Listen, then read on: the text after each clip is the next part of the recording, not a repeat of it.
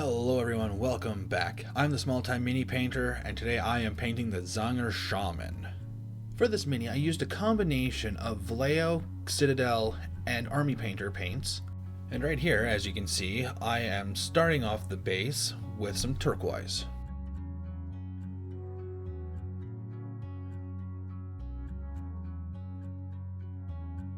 One of the things I don't pay attention to, especially right at the very beginning, is trying to stay in the lines. And that's typically for two reasons. One, I find it an absolute act in futility because one of the biggest things that I really want to try and get down right off the hop is those base colors. And secondly, it's the base colors that count most when you're first starting off. You can fix things up and get in the smaller details much later on.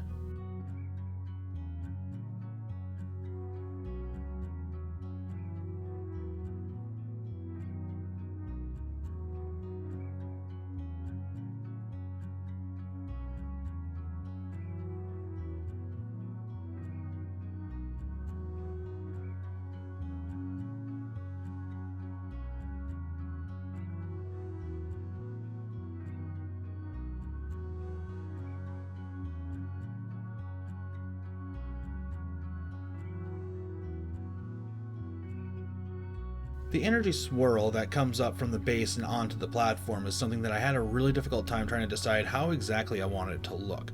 I did kind of want it to have a bit of a green tinge to it with a bit of yellow and blue in there, and while I'm not entirely certain it came off exactly the way I wanted to, it did end the way I liked. And then to start things off, I went with an intermediate green.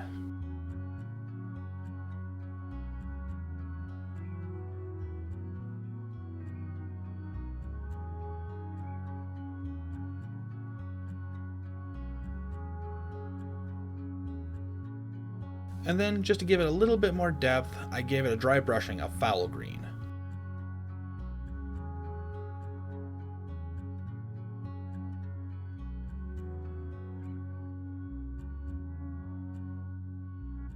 To try and get this thing to look how I wanted, I had to ask myself a lot of questions, particularly, what did I want to do with certain bits of it? What parts did I want to have a metal sheen? What parts did I want to be more gold, more steel, copper? And which parts did I want to appear as bone?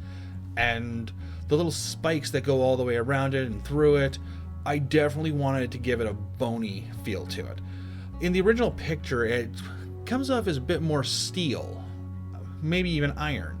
But no, I wanted it to be bone, so I gave it a nice coating of white, and then eventually I would hit it with a quick coating of the bony matter style of Army Painter.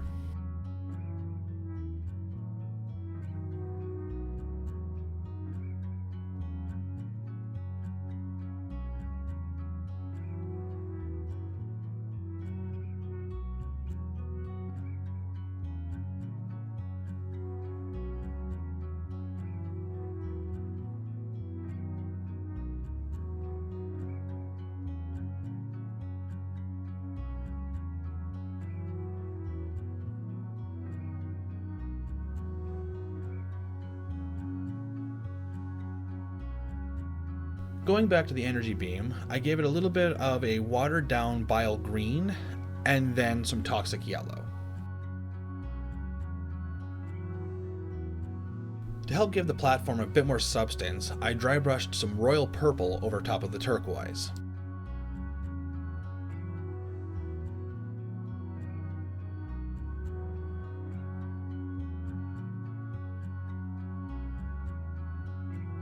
The underside of that platform was a spot that I forgot about constantly and had to consistently go back and use colors that I had already used a while back before. To try and do something different from the last model that I did, I decided I wanted to use a different technical for the base, and in this case I would use the Mordant Earth.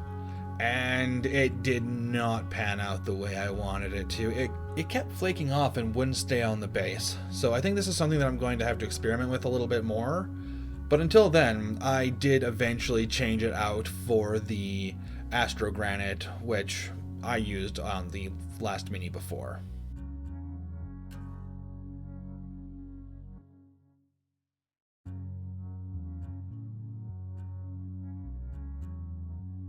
There were two metallics that I wanted to use for the base, gold and copper. And while I do have a little bit of experience making gold, as you saw with the last video, copper is one that I'm still very much learning on, even now. It's not something that I did very well with this particular one. There is a learning curve that I need to make somewhere, but I'm not entirely sure as to where. But in any case, I decided to start off with a much darker color, which was a combination of an orange-brown and Phoenician purple, one being from Vallejo, the other being from Citadel.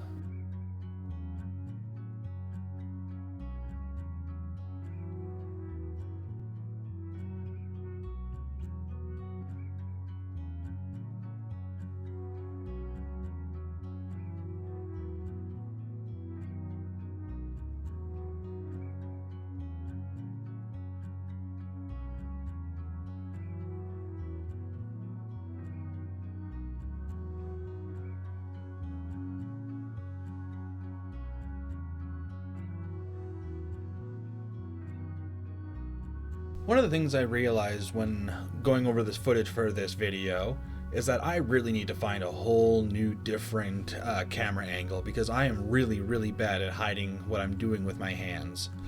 It's very difficult to paint all these small little things while also keeping it visible to the camera, and I'm not always as conscious as I probably should be when painting on where everything is being placed. So I need to find a whole different camera angle. I'll be experimenting going forward. Well, normally I would go for something a little bit darker than what I did. In this particular instance, I wanted the gold to be a little bit on the brighter side, so I started with just a standard plain orange-brown.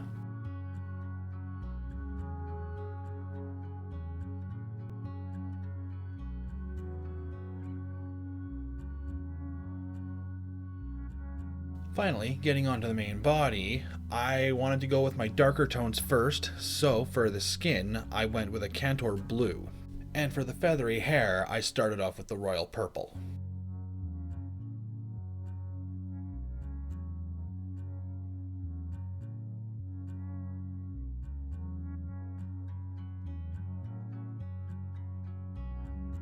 I know a lot of people really like dropper bottles, and I know that to some painters, taking paint directly from the paint pot from Citadel Paints is a heresy in some ways, but I'm not gonna lie, I kind of really like doing it this way.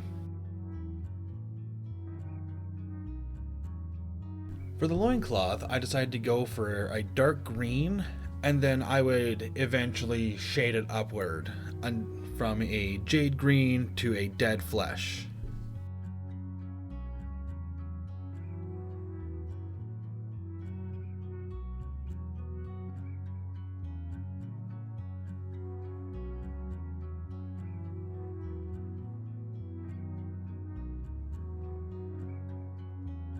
One of the most fun things can easily become one of the most frustrating when it comes to mini painting, and that is the trim. It's always these fine little details that you always have to go back and go over, or try and do things again and again and again. And it is a lot of fun because it can really bring a piece together, but it can get really frustrating when the piece isn't coming out just the way you want it, and you have to go over the same spots over and over and over again. And God help you if your brush slips and you end up getting some paint where you're not supposed to, because some of those spots are really little and can be a real pain to go over.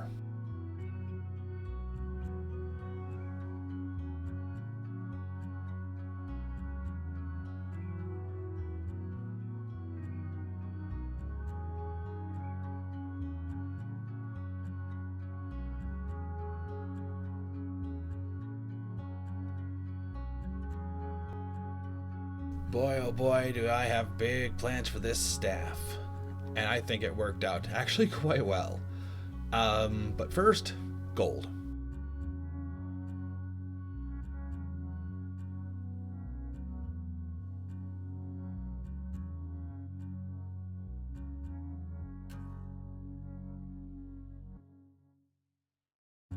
Once the gold was done, I decided to add a lighter shade of green to the vortex eye.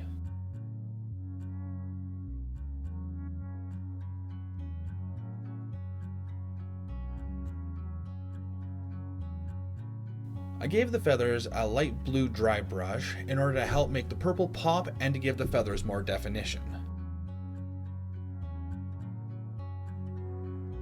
As stated before, I did have to change what the technical was on the base, and as such, I did end up using a collection of greens in order to get it the desired color. And while it took several layers in order to get it the way I wanted it to, it did eventually come out actually looking pretty good. Before I mentioned a bony matter color army paint or paint. That is what is giving the bony bits a bit more of a weathered look, so it's not just black and white, or white over black. It actually has a bit more definition to it, a bit more color. It looks weathered, it looks dirty, it looks kind of like bone, actually.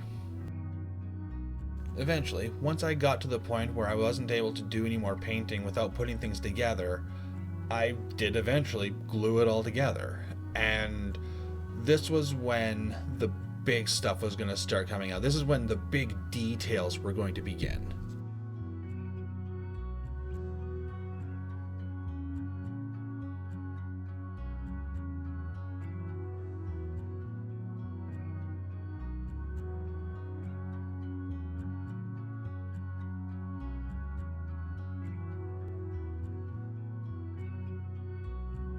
Something I need to keep in mind while painting and maintain absolute consistency throughout the rest of the model is where light is theoretically going to hit the model, because where the light hits it is going to brighten things up more.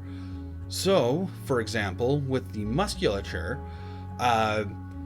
I would go from that dark blue and work my way up to a lighter and lighter and lighter shades of blue until the full body was fully lit and all the muscles are visibly seen.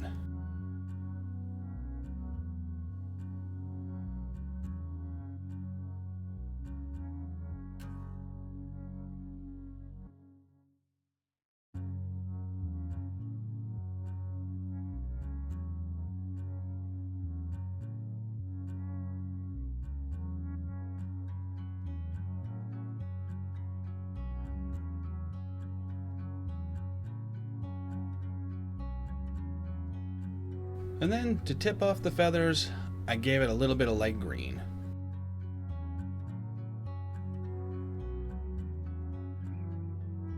One of the things I'm so proud of with how this model turned out is the highlights in the musculature. I genuinely think that I knocked it out of the park. Is it perfect? Maybe not, but it is really, really good.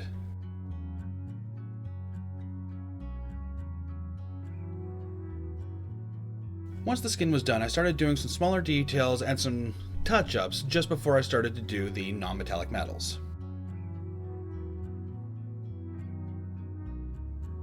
And I'm not gonna lie, there's a lot of footage that I had to delete because it was just small little detail work here and there that the camera wasn't going to pick up, and it's just me dabbing at the model with some paint here and there and getting lines to fit and getting colors to blend, and it was kind of just a whole thing, and it wasn't particularly interesting. And in the case of, like, say, the green cloak, I'd already mentioned how I go into the color gradient and go from a dark green to a lighter and lighter and lighter green. And yeah, from this point on, I'm really just going to be showing the most relevant bits.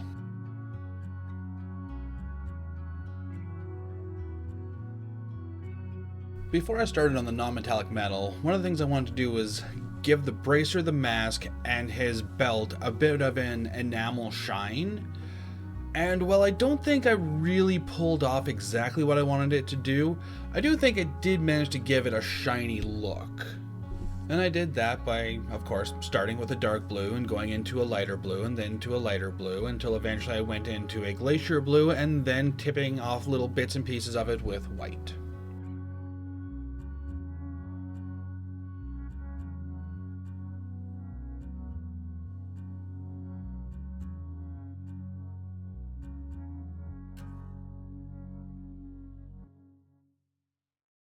As I stated before, I don't think I really pulled off the copper as well as I wanted it to, and, well, in some cases I do think it has in part to do with some of the colors that I chose, which was starting with kind of an purple, orange, brown mixture, which is typically what's expected, or at the very least recommended.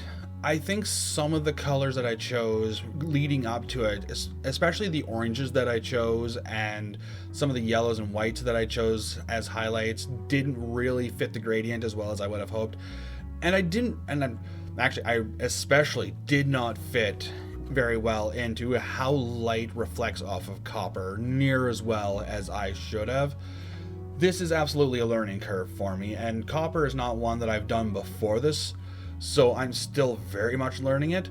The gold I think I did a lot better on, with all the different shapes and curves and stuff like that throughout the disc. It was very difficult to try and get an idea as to how light would reflect off of it. So with that said, it was still kind of a whole thing, but I do think I did the gold a lot better than what I did with the copper.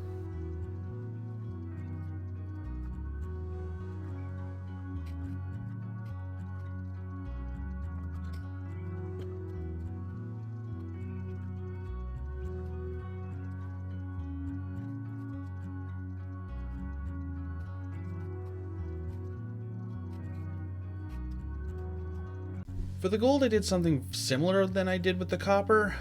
For example, starting with a darker color and then moving into something lighter and lighter and lighter. Like, for example, I started with the dark orange brown and then moving into a slow gradient until I got into a sunny yellow, and then I got into the toxic yellow and then to the white. But what made the gold really work and really a lot of fun with this particular model was how many little pieces there were and how many different details there were for the light to bounce off of. It was a lot of fun deciding where that light was going to hit, how it was going to hit, which bits the sun was going to focus on more. It was just wonderful, and I really had a great time with that.